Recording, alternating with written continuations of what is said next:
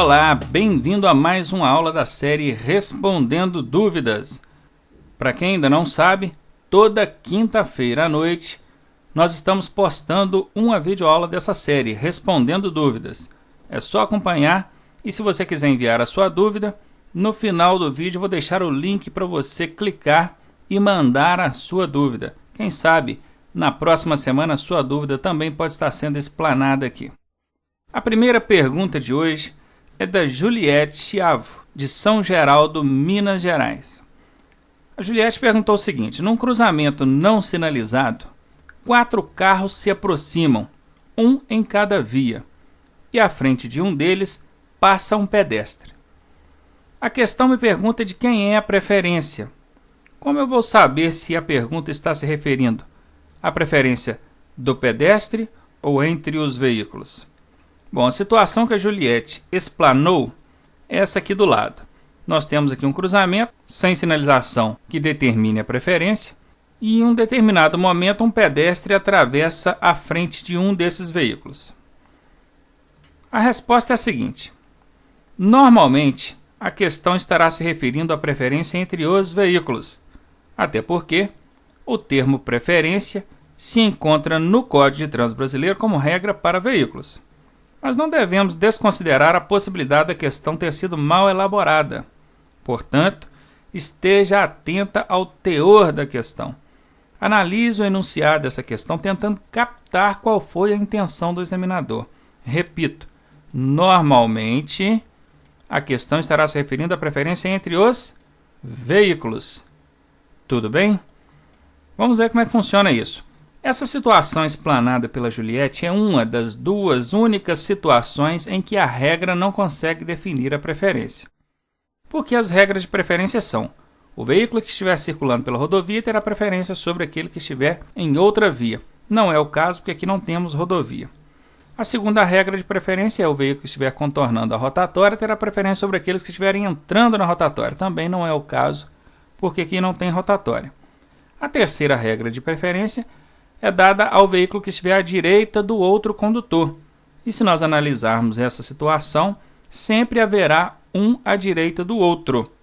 Normalmente que eu digo em 99% das vezes, que na sua prova aconteceu uma situação assim, já sabendo que a norma não tem definição para esse tipo de situação, a gente já imagina, já sabe de antemão que o examinador vai colocar aqui um ingrediente qualquer para tentar tirar um ou mais desses veículos da brincadeira.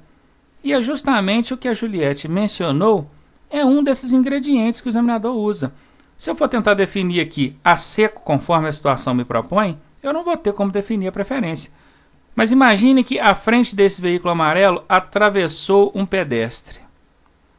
Automaticamente nós entendemos que esse veículo amarelo vai ter que esperar. No que ele tem que esperar, ele já está fora da brincadeira. Aí já tem como definir a preferência. Porque entre o azul e o verde, observem, sentido anti-horário, conforme nós aprendemos lá nas aulas de normas de circulação. Sentido anti-horário, tem alguém depois dele? Tem, então ele perdeu a preferência. Agora do verde, sentido anti-horário, tem alguém depois dele? Tem o vermelho, então o verde perdeu a preferência. Continua no sentido anti-horário. Tem alguém depois do vermelho? Tem, mas esse alguém tem que parar. Então a preferência aqui será do veículo vermelho. Viram aí? Então ótimo, Juliette, respondida a sua questão. Vamos para a próxima. A Aparecida Eliane Silva Magalhães perguntou o seguinte: em um simulado estava a seguinte questão: os passageiros de motocicletas, motonetas e ciclomotores só poderão ser transportados. Na alternativa A estava em carro lateral acoplado ao veículo. Na alternativa B estava todas estão corretas. Normalmente, esse todas estão corretas deveria aparecer cá na letra D, mas só para confundir o examinador coloca ela embaralhada. Nesse caso aqui caiu na letra B. Na alternativa C, em assento suplementar atrás do condutor. E na alternativa D, utilizando capacete de segurança. Aí a Aparecida respondeu o seguinte: eu respondi que a resposta seria a letra D, por considerar a opção que se encaixa para os veículos. Mas o meu instrutor disse que a resposta é a letra B. No caso, essa aqui, todas as alternativas. Não concordo, pois na motocicleta o carro acoplado não é obrigatório para o passageiro. Será que eu estou certa? Olha, Aparecida, primeira coisa, inclusive uma dica que eu dou.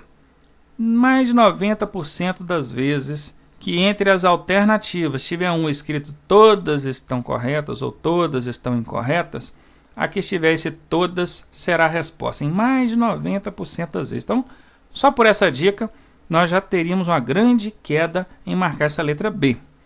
Mas respondendo ao pé da letra a sua pergunta, está aí o artigo 55 do Código de Trânsito Brasileiro. O artigo 55 diz o seguinte: os passageiros de motocicletas, motonetas e ciclomotores só poderão ser transportados, é exatamente o enunciado da sua questão. Observou? Foi copiado do Código de Trânsito. Aí no item 1 diz, utilizando o capacete de segurança. Está aqui, é o que é apontado aqui na letra D. O item 2 diz, em carro lateral acoplado aos veículos ou em assento suplementar atrás do condutor. Carro lateral está aqui, é o que está na letra A. Em assento suplementar atrás do condutor é o que está na letra C. E ainda diz lá no item 13, usando o vestuário de proteção de acordo com as especificações do CONTRAN, que não apareceu aqui entre as alternativas, mas mesmo não aparecendo, nós conseguimos aqui identificar dentro do artigo 55 que tanto a letra A, quanto a letra C, quanto a letra D estão corretas. O seu julgamento aqui de a motocicleta não ter o carro acoplado, não é obrigatório, não procede. Inclusive, eu quero deixar aqui um destaque, a Aparecida mandou essa pergunta no princípio da semana e ela já inclusive fez a prova de legislação, já foi aprovada. Parabéns, Aparecida. Eu já havia respondido ela por e-mail e agora estou respondendo aqui no vídeo, que é para os nossos demais alunos, quem nos acompanha, está por dentro disso aí também.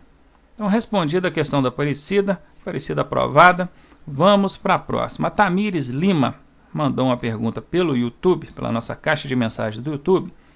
Perguntou o seguinte: em caso de acidentes, se tivermos experiência no assunto, podemos mexer nas vítimas? Porque conversando com amigos e familiares, todos eles disseram que não devemos mexer, pois poderíamos piorar o estado da vítima. Inclusive disseram que as autoescolas estão ensinando errado, e se mexermos, estaremos desobedecendo a lei. Bom, é até curioso esse desobedecendo a lei aqui, porque eu desafio quem afirmou isso a mandar para mim qual é a legislação que proíbe mexer com a vítima. Não existe legislação que proíba isso. Então não existe desobedecer a lei nesse sentido. Tamires, a resposta é a seguinte: o conceito de prestação de primeiro socorro se define exatamente em fazer algo pela vítima até que o socorro especializado chegue. Você concorda?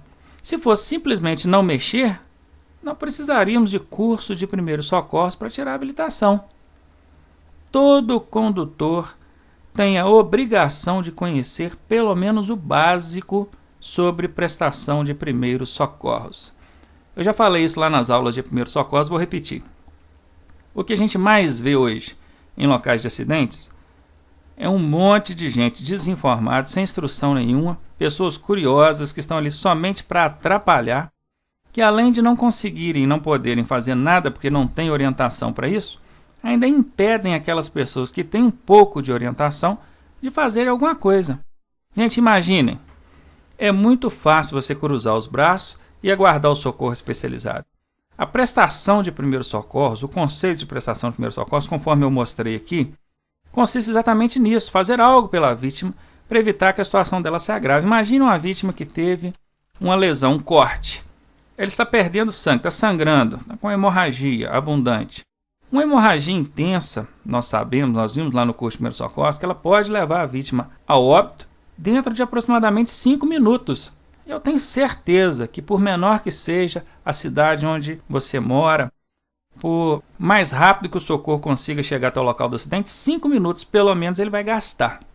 E se em 5 minutos você não fizer nada pela vítima, ela vai vir a falecer e você não aplicou o conceito de primeiro socorro. Então, se você tem um conhecimento básico, sabe conter o sangramento, sabe conter ou pelo menos diminuir esse sangramento, estancar essa hemorragia, você vai prolongar o tempo em que essa vítima vai suportar até que o socorro possa chegar até ela. Então, esse negócio de não mexer, isso é coisa de gente desinformada coisa de gente que não quer aprender aqui os conceitos e as técnicas de primeiros socorros e imaginam que nunca vão precisar utilizar isso para si próprios. Então, gente, guardem isso aqui. Isso aqui não é lei, não.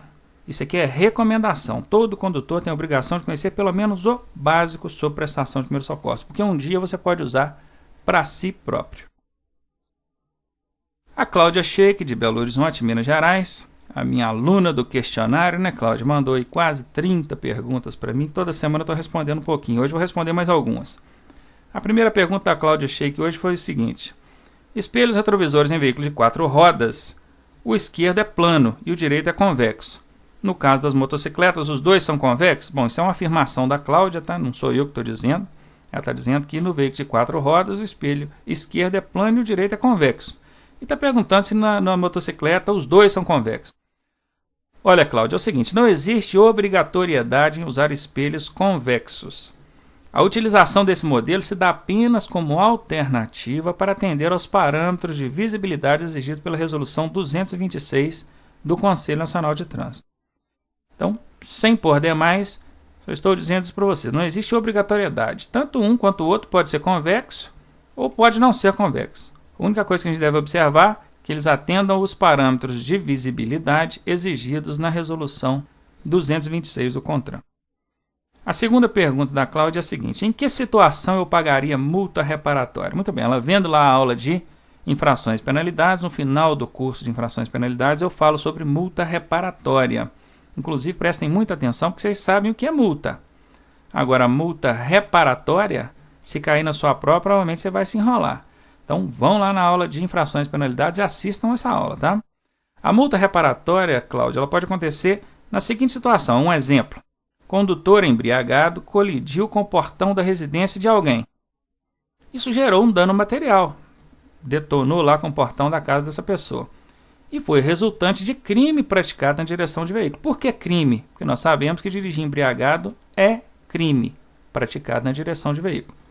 Então, cabe a aplicação de punição de pagamento de multa reparatória. Não vou entrar em maiores detalhes, porque ela só pediu um exemplo. Em que situação eu precisaria pagar a multa reparatória? Então, deu um exemplo aqui. Em qualquer situação em que venha resultar dano material em consequência de um crime praticado na direção do veículo. A terceira pergunta da Cláudia é a seguinte: onde pode ser aplicada a sinalização MD04? MD é marca delimitadora, é uma sinalização horizontal, pintada no chão, no pavimento. MD04. Está aqui, ó. Coloquei inclusive no desenho aqui para vocês entenderem, ó. Dei um exemplo. Essa MD04 pode ser usada em área de estacionamento proibido. Está aqui no desenho, ó. Tá a placa de estacionamento proibido. E para delimitar a área em que essa placa tem atuação, aplicabilidade, está aqui a marca MD04 pintada no pavimento, determinando que área é essa. Então está aí o exemplo, respondendo a pergunta da Cláudia.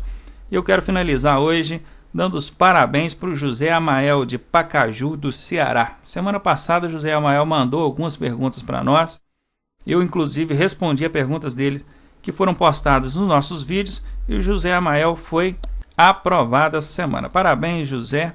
Parabéns ao pessoal aí de Pacaju, do Ceará, que continue acompanhando as nossas aulas, dando aí a sua audiência e conseguindo aí a sua habilitação para conduzir os veículos. Com isso, finalizamos mais essa aula da série Respondendo Dúvidas. Aguardo vocês até a próxima quinta-feira. Um abraço, tchau.